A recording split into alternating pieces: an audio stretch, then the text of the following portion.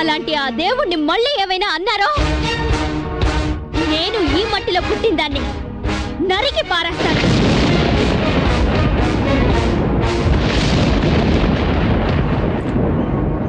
అవన్నీ సరేరా, సెక్స్ లో ఏబిసిడీలు తెలియని వీడు కాపురం చేసి ఇప్పుడు వీడి భార్య గర్భంతో ఉండడం వింతల్లో వింత.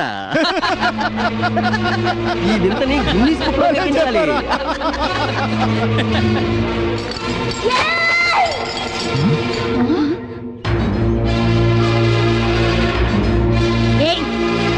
ఇంకొక్క మాట నా భర్త గురించి ఎవరు మాట్లాడినా నేనేం చేస్తానో నాకే తెలీదు. నా భర్త మీలా సూటు బుట్టు వేసుకోకపోవచ్చు, ఖరీదైన కార్లలో తిరగకపోవచ్చు, కానీ ఆయన ఈ జిల్లాకే సింహం.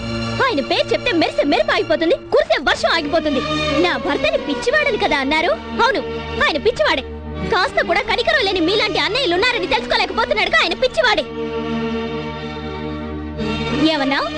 ఏమన్నా మిస్టర్ రవి, జ్ఞాపకం ఉందా? ఈ ఊరిని కాపాడడానికి ఇంటికి ఒక బిడ్డని బలి పశువుని చేయాల్సి వచ్చినప్పుడు మీరు పిరికి పందల్లా వెన్ను చూపి పారిపోయారు. నా భర్త మగాడిలా ధైర్యంగా నిలబడ్డాడు, మీకోసమే కత్తి పట్టుకున్నాడు. ఆయన పడ్డ కష్టం సగం ఊరి కోసమైతే మిగతాది మీకోసంరా. నా భర్త త్యాగం చేయకుంటే ఇవాళ ఫారిన్ లో ఉండేవాళ్ళ మీరు. నా భర్త లేకుండా ఈ ఊళ్ళో ఒక్క అడుగు ముందుకు వేయగలరా మీరు? అంతెందుకు, ఇప్పుడు నా భర్త తోడు లేకుండా ప్రాణాలతో ఈ ఊరు వదిలిపెట్టి వెళ్ళగలరా మీరు? లోకమంతా చేతులెత్తి నమస్కరించే అమ్మ కూడా బిడ్డని 10 మాసాలే మోస్తుంది. కానీ నా భర్త మిమ్మల్ని, మీ కుటుంబాన్ని 25 సంవత్సరాలుగా మోస్తున్నాడు. And what did you say? What did you say? You think my husband doesn't know ABC of sex? What do you know about sex? Do you think ultimate enjoyment between husband and wife lies in the bedroom itself? Definitely not.